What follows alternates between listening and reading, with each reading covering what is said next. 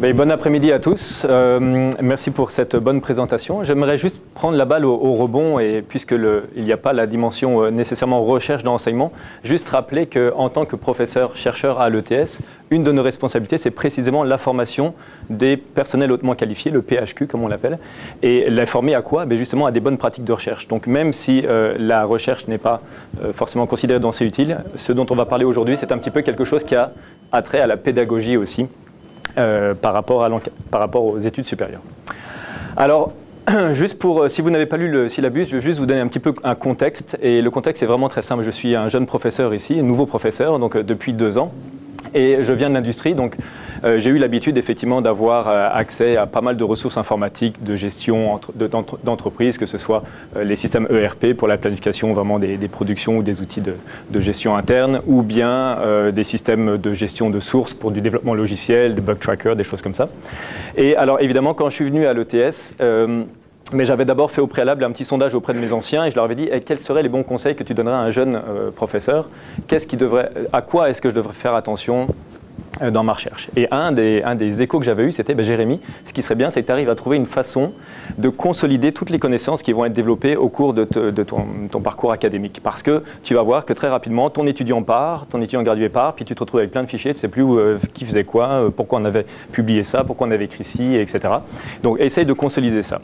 Alors, voyant qu'il n'y avait effectivement pas forcément de système qui était déjà en place à l'ETS, je me suis lancé donc dans l'idée d'un JOBOCO, donc le nom c'était Journal de bord et de connaissances. Donc ça c'était officiellement pour avoir le financement PSIR. Et je vais maintenant vous présenter donc ce qu'il y avait un petit peu derrière. Donc le plan de la présentation, je vais d'abord revenir un petit peu sur l'historique, comment on en est arrivé là. En deuxième point, vraiment présenter donc la solution qu'on a trouvée, donc la solution qu'on me propose ici. Et puis en troisième, parler un petit peu des perspectives. Alors évidemment, je suis ici et je suis très honoré d'ailleurs d'être ici et je vous remercie beaucoup d'être présent parce que l'idée c'est vraiment que vous êtes à mon avis la communauté qui fait un petit peu avancer les choses à l'ETS et donc je suis content de pouvoir vous présenter moi ce que j'ai trouvé et qui s'applique bien dans ma recherche. Je ne prétends pas que ce soit la panacée et la solution universelle, loin de là, mais je pense que, et on en discutera dans les perspectives, il y a peut-être certains intérêts à partager plus largement. Alors si on revient un petit peu sur l'historique, il y a eu 3 choses qu'on a faites dans le temps. On parle de 2010. On a d'abord procédé à des entrevues. On a ensuite défini vraiment quels étaient les requis techniques et fonctionnels. Puis finalement, on a étudié différentes solutions. Donc les entrevues, je ne sais pas si vous vous rappelez avoir reçu un document qui ressemblerait à ça, qui était une lettre. Madame, Monsieur, nous vous contactons dans le cadre d'un projet PSIR enseignement portant sur la mise au point d'un outil de recherche afin de faciliter la relation entre le professeur-chercheur et son personnel de recherche étudiant. En fait, on l'avait envoyé à pas mal tous les personnes considérées comme actives en recherche, donc directeurs de laboratoire, directeurs de chaire et autres.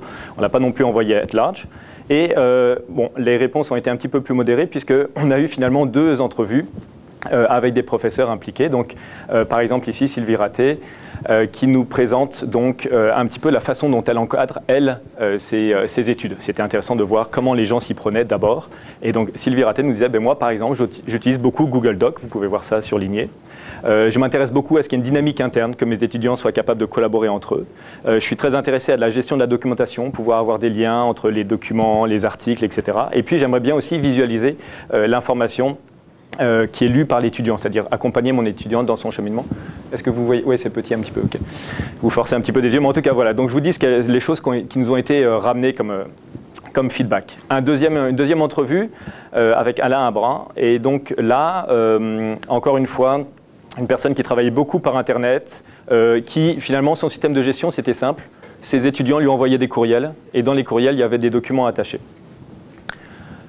Alors, finalement, on comprend que c'est finalement une façon d'échange. On aurait pu rester à l'âge du papier, puis simplement s'envoyer des documents back and forth, avoir des comptes rendus de réunions qui soient sur papier ou sur document Word, ça revient à peu près au même. Et on voulait, dans la pratique, il y avait des notions de réponse rapide, il fallait que le système soit relativement versatile, etc.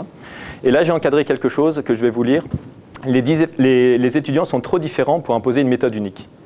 Et ça, c'était un commentaire que nous avait fait le professeur. Et au début, j'y ai cru. Je me suis dit, il a certainement raison. Puis moi, je respecte vraiment la biodiversité et tout le monde est différent. Il y a une place pour chacun, etc.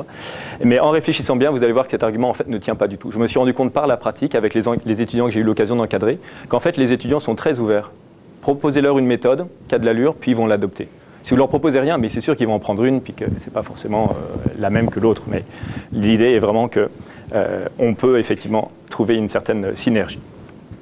Donc voilà pour le passage des entrevues, donc juste pour vous dire qu'on a essayé de faire le travail de façon un petit peu rationnelle et correcte, et donc de définir par la suite ce qu'on appelait les requis.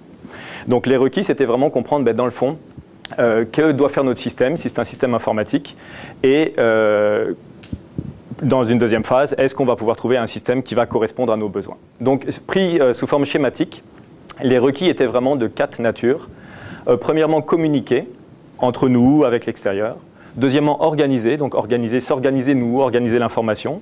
Troisièmement, collaborer, donc collaborer c'est vraiment échanger des ressources. Et puis quatrièmement, vraiment c'est rechercher, donc rechercher c'est aussi documenter et garder une certaine information. Alors, tout ce qui est communiqué, organisé, c'est sûr que si vous prenez votre gestionnaire de tâches habituel, votre PIM, comme Outlook, ça fonctionne probablement bien. Vous avez vos carnets d'adresses, vous pouvez envoyer des courriels, vous pouvez avoir un gestionnaire de tâches, un calendrier, vous pouvez certainement le partager. C'est des choses qui sont tout à fait possibles. Quand il s'agit maintenant de collaborer, il s'agit de collaborer par exemple sur, alors il y a plusieurs niveaux, sur des fichiers. On veut s'échanger des fichiers parce qu'on est toujours en train de travailler sur des programmes informatiques, des fichiers sources, on a besoin de ça. Library dans le sens où on a besoin de se partager des références bibliographiques, des articles, des documents qu'on a lus qui nous paraissent d'intérêt. Des ressources dans le sens ressources matérielles. Il y a de l'équipement en laboratoire qu'on veut s'emprunter, qu'on veut s'échanger, etc.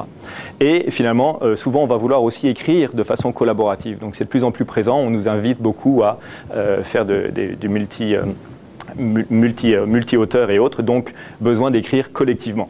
S'envoyer le fichier Word, ce n'est pas forcément la méthode optimale, ça je pense que vous êtes conscient de cela. Finalement, dans la partie recherche, il y a des choses vraiment très particulières, notamment l'idée qu'un bon chercheur, les bonnes pratiques de laboratoire, comme on les appelle, c'est notamment de bien documenter sa recherche, notamment à travers le cahier de laboratoire. Donc le Electronic Lab Book ou Electronic Notebook, est-ce qu'on pouvait l'intégrer? Donc c'était un des requis qu'on avait mis. Avoir une sorte de wiki. Donc le wiki, c'est l'idée que de façon collective, on va développer de la connaissance et la partager. Possibilité aussi de faire des rapports, d'avoir une bibliothèque aussi, donc éventuellement de normes ou de standards ou d'articles, et puis finalement être capable de rechercher à travers tout ça, à travers des méta-informations, des mots-clés, des choses, etc. Alors donc ça, c'est nos besoins mis sous forme graphique. Si on les regarde vraiment en requis fonctionnels, on les a distingués en termes de requis opérationnels, requis pour les tâches de collaboration, requis pour les tâches bibliographiques. Je ne veux pas vous assommer avec ça. Il y a un petit extrait là qui est disponible sur la table en avant, et vous pourrez le prendre en sortant, qui va vous expliquer ce qu'on a voulu vraiment vérifier en termes de requis. Et puis finalement, en termes de scénario de test, il a fallu aussi se mettre dans des conditions réalistes. Donc, qu'est-ce qu'on va vouloir tester? Typiquement, qu'est-ce qu'on fait dans la vie? On cherche à se rencontrer, avoir une réunion d'équipe, avoir le maximum de personnes présentes à cette réunion. On veut évidemment pouvoir partager nos calendriers, avoir les procès-verbaux de la rencontre qui a eu lieu, etc., etc. Donc tout ça, c'était des scénarios de test qu'on a finalement programmés ou qu'on avait attribués au projet. Voilà, donc à ce stade-ci, vous devez être, j'espère, convaincu qu'on a donc essayé de faire les choses de façon structurée et ordonnée. Et donc, le but de définir ces requis, c'était de vraiment regarder, dans le fond, qu'est-ce qu'il existe commercialement disponible. Alors, soit, effectivement, des systèmes payants, soit des systèmes aussi open source. Alors, finalement, les solutions qu'on a retenues, on est passé essentiellement à travers tous les documents qui décrivaient les systèmes collaboratifs.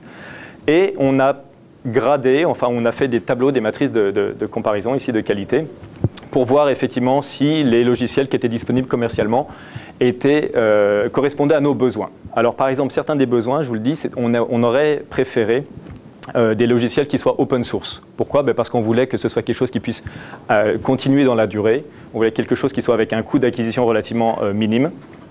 On voulait que ce soit aussi interplateforme. On ne voulait pas du tout être dépendant d'une technologie Windows ou autre. Donc, mes étudiants sont sur Mac, moi sous Linux, d'autres sous Windows. Il fallait qu'on soit vraiment indépendant de ceci. Et puis, on voulait aussi quand même que ça s'intègre bien avec les équipements de l'ETS, dans le sens où on n'est pas complètement isolé. On veut pouvoir récupérer nos courriels d'un corps institutionnel. On veut pouvoir échanger avec les plateformes existantes, et Outlook en l'occurrence. Alors, si vous regardez bien, on a passé à travers, il y a, je crois, une trentaine de logiciels qui étaient disponibles, qui répondaient à ces critères-là, qui ont pressenti être compatibles. On en a retenu finalement une dizaine, le top 10 est un petit peu là sous vos yeux.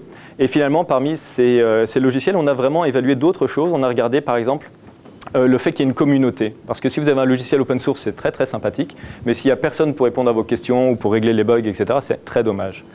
On voulait aussi qu'il y ait ce qu'on appelle le support technique. On voulait aussi qu'il n'y ait pas trop de fonctionnalités qui manquent. On voulait avoir le logiciel le plus complet. Puis on voulait avoir un logiciel avec une interface relativement ergonomique et sympathique.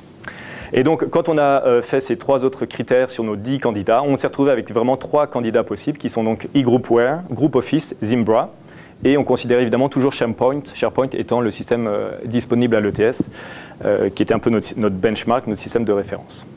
Alors, finalement, la solution qui a été retenue a consisté donc à utiliser pour Joboko le système que l'on appelle GroupOffice. Donc GroupOffice possède toutes les fonctionnalités que vous attendez d'un système collaboratif, à savoir que vous pouvez effectivement donc, vous partager des carnets d'adresses, avoir une gestion intégrée du courriel, avoir des listes de tâches, des calendriers. Vous allez pouvoir nativement collaborer en partageant des fichiers, en ayant d'ailleurs aussi un gestionnaire d'inventaire, inventaire matériel, de salles, d'équipements, etc.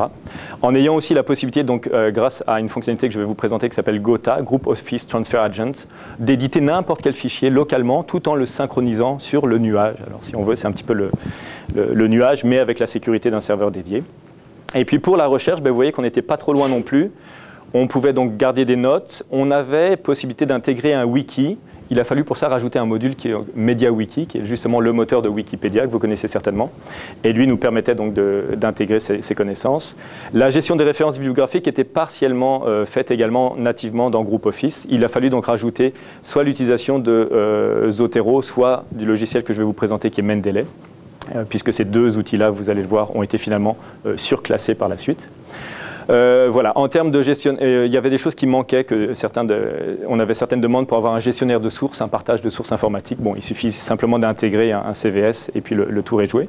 Puis il y avait des bonnes nouvelles aussi, on s'est rendu compte que GroupOffice supportait par exemple le fait de faire des emails avec des templates prédéfinis, de pouvoir avoir des newsletters, des listes d'adresses, je vais vous les présenter. De rajouter aussi beaucoup de champs personnalisés, donc on peut vraiment le mettre à nos besoins. C'est quelque chose que j'ai fait notamment en regardant un petit peu les besoins du CETT en termes de gestion de projet et gestion d'avancement. Une bonne surprise aussi, ça a été que par exemple, un CMS, c'est ce qui vous permet de faire en un coup d'œil un contenu de site web.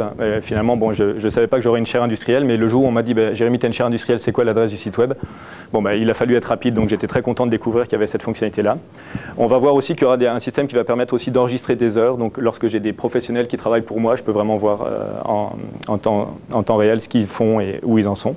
Et puis on peut aussi gérer par exemple les tickets, donc un petit peu à la façon d'un support technique. Lorsqu'un étudiant me demande, bon Jérémy, j'aimerais ça qu'on ait un deuxième câble pour brancher mon PC, je vais moi déléguer ça à mon technicien qui éventuellement contacte support mec, mais au moins j'ai un système de tickets qui me le garde présent. Puis finalement, il y a aussi cette possibilité de se synchroniser donc, avec tous les systèmes compatibles, donc que ce soit Outlook ou les smartphones et autres devices portables. Voilà, donc ça c'est vraiment la solution qui a été retenue. Donc, en gros, vous avez compris qu'on a sélectionné GroupOffice finalement basé sur un ensemble de requis qu'on avait déterminés à partir de différentes entrevues et de sondages auprès des professeurs chercheurs. Alors maintenant, je vous propose vraiment de sauter un petit peu dans le vif du sujet et de vous présenter donc la solution. Et la solution proposée, qui va être basée sur GroupOffice, inclut aussi deux autres composants. Alors, les 2 autres composants, ce sont en fait WordPress. Donc WordPress est un outil de blog qui est très très connu, puisque très répandu, donc open source avec énormément d'extensions et de possibilités d'intégration. WordPress, c'est ce qui va nous servir à faire le cahier électronique de laboratoire, et en passant, qui va nous permettre aussi de faire notre site web d'équipe de recherche. Et finalement, la 3e composante de notre Joboko, c'est Mendeley. Donc Mendeley qui a remplacé Zotero, qui lui-même remplaçait EndNote, si vous voulez bien. Donc Mendeley qui va vraiment nous servir d'outil de gestion des références bibliographiques et de partage d'informations. Alors si je mets tout ça ensemble et que je somme, c'est un petit peu ce qu'on va voir aujourd'hui. Donc qu'est-ce que ça donne ?